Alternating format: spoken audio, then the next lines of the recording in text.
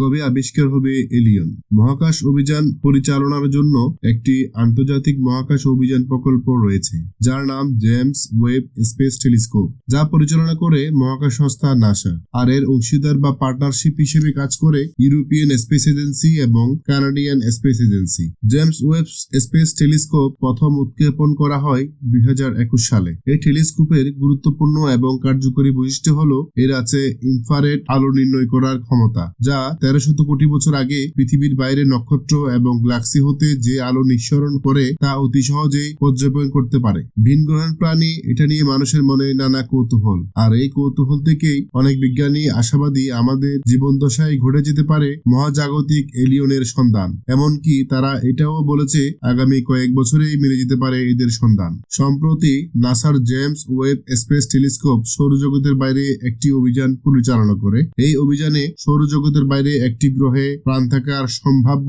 ইঙ্গিত পেয়েছেন। বর্তমানে এই টেলিস্কোপ অন্যান্য গ্রহের উপর অনুসন্ধান চালাচ্ছে। আমাদের চোখে মহাবিশ্বকে যেভাবে দেখি, আসলে এই মহাবিশ্ব অসীম, আর এর গ্রহ নক্ষত্র কোটি কোটি, যা নিরূপণ করাও কঠিন। স্কটল্যান্ডের স্টোন মার রয়্যাল এর অধ্যাপক ক্যাথরিন হুইম্যান্স বলেন, আর আমাদের কাছে একথা স্পষ্ট হয়ে উঠেছে যে এই মহাবিশ্বে একমাত্র বুদ্ধিমান প্রাণী হিসেবে আমরা থাকতে পারি না। তিনি দাবি করেন, নিশ্চয়ই মানুষ একদিন প্রমাণ করতে সক্ষম হবে যে মহাবিশ্বের বাইরেও প্রাণের অস্তিত্ব আছে।